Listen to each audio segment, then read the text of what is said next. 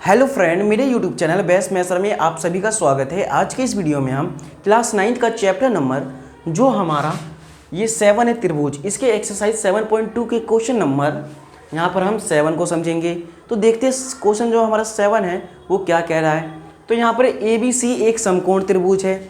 जैसा कि आपको पता है ABC जो हमारा समकोण त्रिभुज यानी कि हमारा कुछ इस प्रकार का होता है, ये समकोण त्रिभुज। ठीक है, ये हमारा एक समकोण त्रिभुज है ABC, जहाँ पर A जो है हमारा एंगल A यानी कि जो यहाँ पर एंगल A है ये 90 डिग्री का है। ठीक है, ये हमारा 90 डिग्री का है, ये A हो जाएगा। और यहाँ पर कहा है कि ABC एक समकोण त्रिभुज है, तो इसको A मान लिया, ये B और ये C। ठीक है, और AB बराबर क्या है हमारा AC, यानी कि जो AB है वो बराबर किसके है, AC के, जैसा कि क्वेश्चन में कहा है। तो एंगल B और एंगल C ज्ञात कीजिए। हमें एंगल B और एंगल C का मान ज्ञात करना है। तो चलिए देखते हैं इसका मान कैसे ज्ञात करेंगे।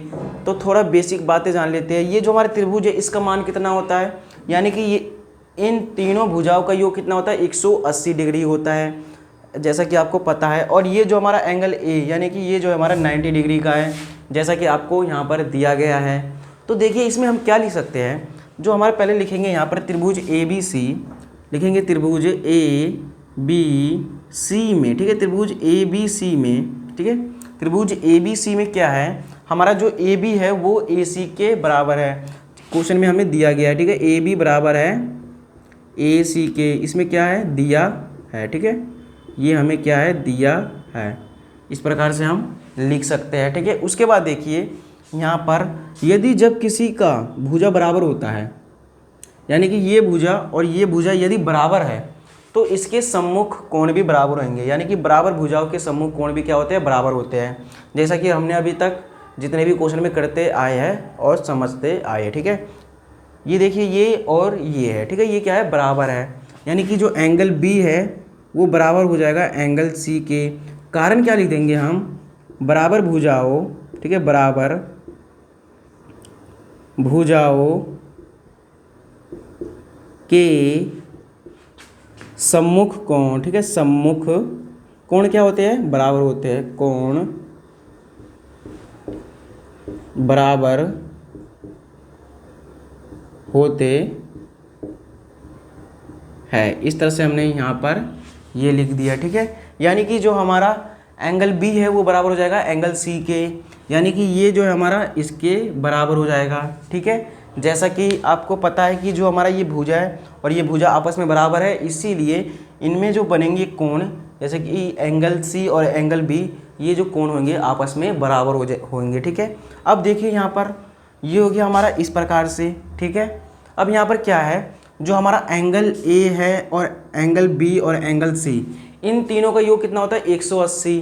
तो लिखेंगे यहाँ पर angle A plus angle B plus angle C बराबर 180। कितना होता है, 180। कारण क्या हो जाएगा, त्रिभुज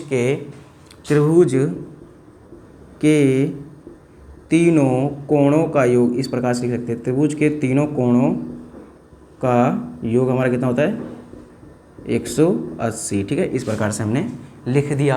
अब देखिए यदि त्रिभुज के तीनों कोणों का योग, यानी कि ये और ये, इन तीनों कोणों का योग 180 होता है, तो हमारा जो कोण A है, यानी कि जो हमें कोण एंगल A दे रखा है, हमें एंगल A का मान कितना दे रखा है, हमें यहाँ पर देखिए कितना दे रखा है, 90 डिग्री।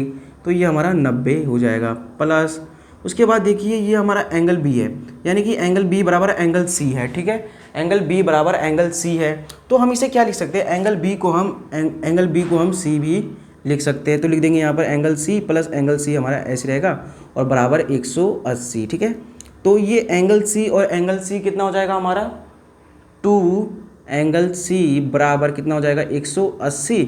उसके बाद देखिए ये 90 यहाँ पर प्लस में, इधर जाके क्या हो जाएगा माइनस में, यानी कि 2 एंगल C बराबर 180 और माइनस 90, यानी कि एंगल C बराबर यहाँ पर घटा देंगे तो 90 आएगा। ये हमारा यहाँ पर गुना में था, तो नीचे जाके क्या हो जाएगा, डिवाइड में, क्या हो जाएगा यहाँ पर डिवाइड में।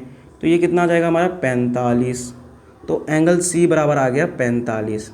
यदि एंगल C बराबर हमारा 45 आया है, ठीक है, यहाँ पर एंगल C बराबर 45 आया है, तो एंगल C यानी कि जो एंगल C है यानी कि जो 45 आया है, तो इसी प्रकार से हमारा एंगल B भी 45 आएगा। क्यों, क्योंकि दोनों कोणों क्या थे, बराबर थे।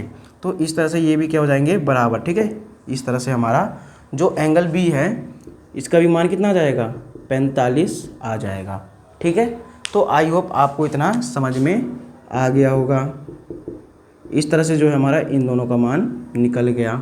ठीक है, 45 डिग्री और इसका हमें दे ही रखा था जो हमारा ये था। ठीक है, तो आई होप आपको इतना समझ में आ गया होगा। अब यहाँ पे देखिए ये 90 हो गया, ये हमारा 45 और नीचे वाला भी 45। अब इन तीनों को जोड़ोगे तो आपका क्या आएगा, 180 आएगा।